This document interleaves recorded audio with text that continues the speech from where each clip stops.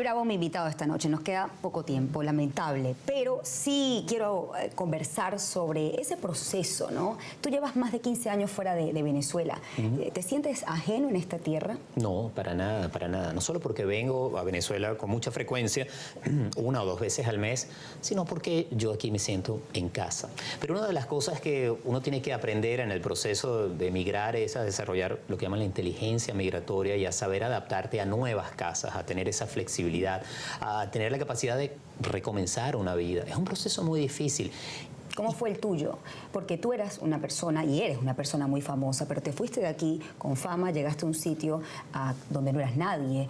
Eres Eli Bravo en Venezuela, pero en Estados Unidos era un venezolano más. Sí. Y me preguntaba cómo realmente tú lograste adaptar tu vida a otro tipo de vida totalmente distinta. Y sobre todo porque tú sabes que hay un tema con el que emigra. Es una especie como de pena de decir, me fui de mi país. Y hay una lectura por parte del que se queda, tú abandonaste a tu país. ¿Cómo manejas esa lectura?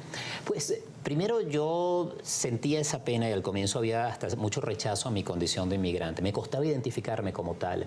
Pero fíjate, precisamente en una terapia con una psicóloga que me ayudó mucho en ese proceso, me dijo, tienes que asumir una nueva identidad, tu identidad de inmigrante. Y además tienes que aprender a desarrollar ese desapego y a entender qué es lo que quieres soltar y qué es lo que quieres tomar. Y yo entendí que mi presencia física no estaba en Venezuela, pero yo quería mantener el vínculo y lo mantengo. De la misma manera tenía que reinventarme, identificarme con esta nueva sociedad en la que estaba viviendo. Así que es como un proceso de replantearte la vida. Es muy difícil y yo creo que solamente lo entiende quien lo ha experimentado. Porque, y hoy en día vemos esas diferencias no solo en Venezuela, en muchos países en donde se han dado diáspora, que a veces quienes están en el país no entienden exactamente lo que está pasando afuera y viceversa.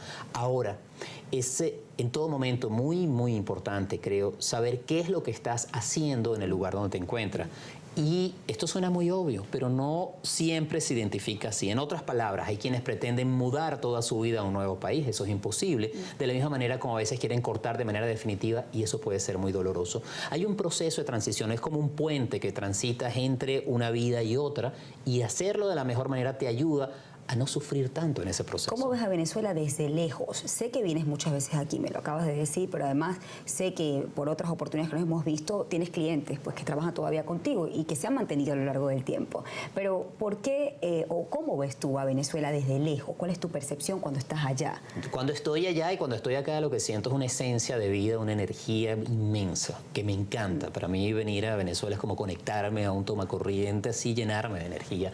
Porque hay una esencia, una creatividad, un afecto, un amor que es inmenso, inmenso. Y que está pasando por un momento de transición que es fascinante. Estos momentos son sumamente difíciles, pero si vemos en perspectiva en esta historia reciente, lo que está sucediendo ahora me parece un momento de cambio trascendental. Y creo que ante nuestros ojos está dándose una transición, un cambio hacia una Venezuela mucho más integrada. Y si bien alguien decía, este se volvió loco porque definitivamente está viviendo en otro planeta, yo creo que hay que entender lo que está pasando en Venezuela a través del centro y la mayoría, y no de los radicales, que a los extremos hacen mucho ruido. En la medida que entendamos cómo compartimos una misma sociedad y una misma vida, y cómo eso de ellos y nosotros, lo que trae es dolor, y nos encontramos más en el nosotros, va a ser mucho más fuerte lo que podamos construir. Ahora, esta fuente quizás que tomaste, que tiene que ver con la parte inspiracional, fue una forma quizás de alejarte de la polarización.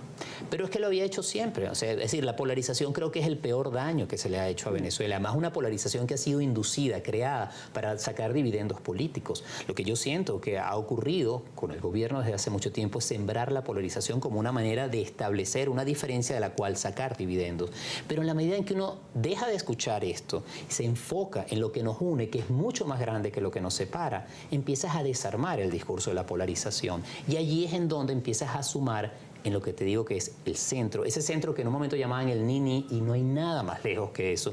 El centro es donde está esa unión, ese puente entre lo que en un momento se trató de separar. Y creo que eso está ocurriendo, entre otras cosas, y permítanme terminar esta idea, porque hay un gran desencanto y se está entendiendo y viendo la realidad tal cual es y no como la pretende vender un discurso oficial. Eres un hombre de medios, ¿cómo percibes la radio venezolana? ¿Y cuál crees que es el papel de los medios ante esta coyuntura política, social, económica? Yo creo que es sembrar conciencia y mostrar esa realidad realidad tal y como está sucediendo, no mediatizarla, sino reflejarla. Y cuando te digo mediatizarla es porque en un momento ciertamente se convirtieron en actores políticos de mucho peso los medios. Yo creo que se puede seguir teniendo una función política sin que eso sea una intervención directa. Y a lo que me refiero es a no silenciar las cosas, pero tampoco a exacerbar los otros elementos que no son la realidad en su totalidad y en su complemento. Y eso significa permitir que se despierte la conciencia y que la gente vea las cosas tal y como son, tome decisiones y no se deje arropar por creencias, prejuicios, resentimientos o ideologías. Me queda poco tiempo, pero sí quiero saber si a Eli Bravo le queda tiempo para reinventarse otra vez. Yo creo que muchas veces. Aunque te digo una cosa, Shirley, lo que estoy haciendo ahora, lo siento en este momento, es lo que más me gusta y lo que deseo hacer. Me siento tan emocionado como cuando el video al comienzo me mostraba entrevistando a Sentimiento Muerto. Yo me iniciaba en los medios de comunicación y decía, wow, qué maravilla. Lo siento ahora y espero sentirlo siempre. Gracias, Eli, por habernos acompañado, más por tus percepciones desde afuera, un hombre de medios, sin duda alguna. A veces hay que escuchar a las visiones distintas y sobre todo las que están alejadas de lo que sucede para tener quizás una visión más objetiva de lo que nos pasa aquí en Venezuela. Yo creo que sí. No te imaginas cómo he disfrutado esta conversación. Qué bueno, qué maravilla ser entrevistado por alguien como tú. Que tú me lo digas es un honor, sin duda alguna. Gracias a ustedes por habernos acompañado y a ti por haberme acompañado esta noche. Feliz noche.